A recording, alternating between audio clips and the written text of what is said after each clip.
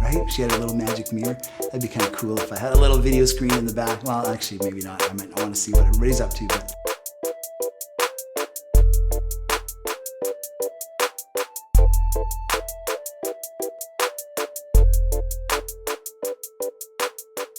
Well, hello once again. It's good to not see you. I can't see you. You can see me. I wish I could see in the camera. Anyone ever go to see that TV show Romper Room? I think I heard someone talking about it a couple of weeks ago, where she had her little mirror and she would sit there and she would look into the mirror and she would say, I see Johnny and I see Barry and I see Charles and I see Bryce and I see Glenn. And you would sit there and watch the TV as a kid and a 3-year-old. And when she said your name, I see Glenn, you were like, oh, she saw me, right? She had a little magic mirror. That'd be kind of cool if I had a little video screen in the back. Well, actually, maybe not. I might not want to see what everybody's up to. But anyways, just want to take a couple minutes and do a short devotional once again here for you today. And hopefully wherever you're at, whatever you're doing, this can be more than just words. And my prayer is always that somehow, in some way, God would take these in whatever, not these words that are just words, and somehow bring life and spirit to them and speak to you right where you're at. And you would feel the presence of God where you are at. So today I'm just going to share a few thoughts on what's foundational in your life.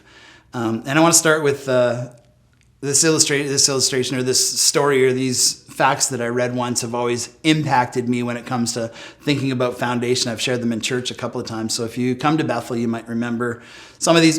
Well, unless you're really good at remembering numbers, you wouldn't. But in the construction of the CN Tower, which is one of the top freestanding towers in the world, started on February 6th, 1973. And I love all the pictures they used to have of all the workers kind of hanging. That was the Empire State Building. All the workers up in the Empire State Building with their feet hanging over the middle of the no safety lines and everything. It was a different world.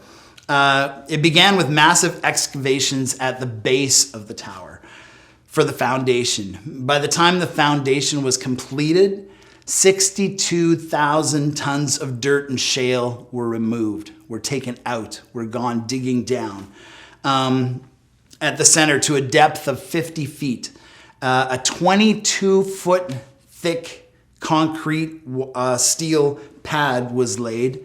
So you can think of the roof of your house being roughly 8 to 10 feet. So the roof of your house, a little bit more than 2 times that height, thick concrete, were laid at the base. It incorporated 9,200 cubic yards of concrete, 500 tons of steel rebar, 40 tons of steel cable. It took 4 months from the start to when they were ready to start building on top of it. And in all that time, that whole 4 months, nothing was visible being built above ground. Everything was taking place in order to build a solid foundation. And one of the verses that I think of when I think of foundations is in Ephesians. And what is a foundation? The dictionary just defines foundation as this. It says it's the portion of the building structure which serves to transfer the weight of that building into the ground.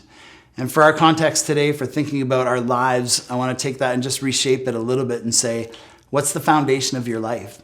Where is that place in your life that transfers the weight of life, whatever's going on in your world, in my world, that takes that weight of life and transfers it into Christ, transfers it into God? Where's that point where we have a solid foundation where when we run short, we have a place where we can take that and we can say, you know what?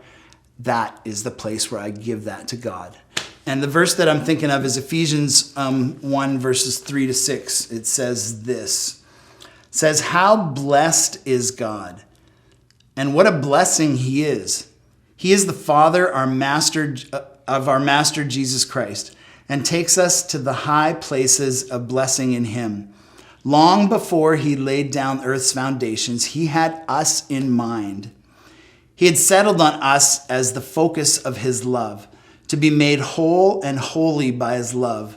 Long, long ago, he decided to adopt us into his family through Jesus Christ. What pleasure he took in planning this. He wanted us to enter into the celebration of his lavish gift giving by the hand of his beloved Son. And you might be by yourself, you might be with friends, you might be all alone, but I think that foundation of the fact that God thought of us and God loved us and he enjoyed making that plan that involved us. And he can't always make life perfect for us, but he's always with us. He's always there. And then pull out a couple of quick thoughts. And first, verse 3, it just says God. And we need to stop and say, God, I acknowledge you here with me right now. It says how blessed and what a blessing he is. What a blessing it is to just stop and say, God, I take everything to you in prayer. To be anxious for nothing. I just give it to God. And we might as well hope for the best and give everything to God, right? There's no point in worrying. If I worry harder, are the things going to actually not happen that I'm not? Or if I believe harder, are they going to? God is a blessing. He is worthy to be praised, to stop and say, God, I thank you. He's our master and our Lord, Jesus Christ. He blesses us with spiritual and heavenly blessings. Secondly, it says in verse 4 and 5, it says, long before preparation. You prepare for your kid's birthday party, you prepare for a wedding, you prepare for an anniversary, you prepare for a job interview. But it says that God, long before the foundations of the earth, even before he created the earth, it says he chose us. He says he had us in mind. It says that he settled on us as the focus of his love. That's pretty foundational to be able to stop and say, God thought of me. God focused on me when he was thinking of his love. Thirdly, in verse 5, it also says this. It says that we are adopted. We are chosen. If you're born into a natural family, your mother and father, you don't have much choice in that, right? And they don't have much choice in you other than they came together in love and created another human being and you came into existence. But adoption, I've talked to kids that are adopted. And when they're chosen, it's something different. It's something real. It's something. They wanted me. They picked me. There was more options, but they picked me. And God looks straight at each and every one of us and he says, I pick you. I choose you. You are adopted. You are a part of my family. And we need to make the choice to say, God, I want that. I want to be adopted. I make that choice to step out to be a part of it. It says before our existence, it says he adopted us into his family through Jesus. What pleasure he took in deciding of his will, the kind intentions towards us. And the last one, as I flip too far, in verse 4, not the fourth one, in verse 6, it says this, it says celebration.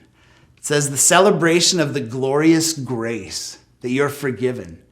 You're forgiven to live a life because you want to instead of because you have to. So many times we try to live life the way we have to, but God says he wants to fill us with our spirit, with his spirit, so that somehow from the inside we can live a life of correctness, of rightness, of righteousness, of holiness, of blamelessness, because we want to, because we make that choice. And when we slip up and when we fail, we can celebrate the fact that God is a gracious God. God isn't there just waiting to just pounce on us when things go wrong. He's waiting there when things go wrong to say, you know what? You made a mistake, but I'm with you. I'm there. I'm going to walk you through it. And we celebrate that, the extravagant free gift of his son. Jesus gave his son so that we could be forgiven, and to celebrate that. That's foundational in our lives as Christians. And if you're here this morning, I want you to know that God thought of you, each and every one of you, us in this room, and you wherever you're listening. God thought of you and is thinking of you. God is foundational. When we find that place where we can transfer life into God, it changes the way we live. We live to the best of our ability. We live to the best of our strength, the best of our wisdom, our understanding and knowledge. But when we come to that place and we just say, God, I just give it to you. God, I release it to you. Then it becomes a totally different world. You can choose God as your foundation today. If you've never done that, if you're feeling like life is out of control and you don't understand, you don't know where it's going, you can choose God right now, right in this second, in this moment, and say, God, I desire you to be a part of my life. I desire you to be foundational and to celebrate who God is and the fact that he thought of you and the fact that he wants to adopt you. He wants to choose you. He wants to take you in as a part of his family, and then celebrate the fact that you're forgiven and you can release that and take all the anxiety and just say, God, I give it to you and I trust. So I hope today this finds you doing well, and if not, I hope these words have somehow found a place in your heart that would encourage you and would grow, and that you know that God is thinking of you today. And I just bless you and encourage you to keep seeking him.